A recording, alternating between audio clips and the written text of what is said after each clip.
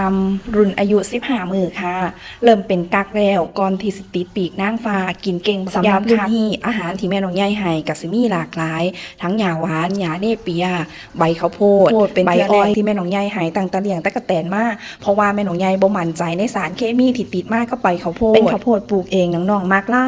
ยร่องจากใบอ้อยกินเหลือตะล่ำต้นจ้าของน้องๆบ่ค่ะนี่ล่ะแม่น้องใหญ่ย้ายจากคอกอนุบาลมาใส่คอกเลี้ยงได้2 มื้อเพิ่นได้แดดได้พื้นที่ในการไต่ในการกินโตกับสีงามๆสีแดงสดๆแบบนี้ลงไข่แต่ละรุ่นแม่น้องใหญ่บ่เคยลงไข่หลายเกินครึ่งกิโลจักเทื่อเพราะเคยทดลองแล้วลงไข่1 กิโลได้โตสดแค่8-9 กิโลพอมาลงไข่3 ขีดถึง5 ขีดได้โตสด10 กิโลความเห็นส่วนตัวระหว่างการลงไข่บ่เกินครึ่งกิโลกับลงไข่หลาย1 กิโลขึ้นไป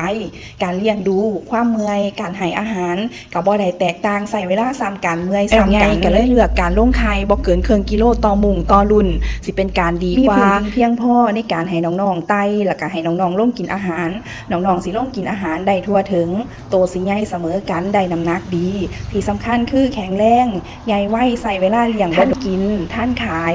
ท่านตลาดและที่สำคัญคือประหยัดต้นทุนไปได้อีกบักอย่างหลายเลย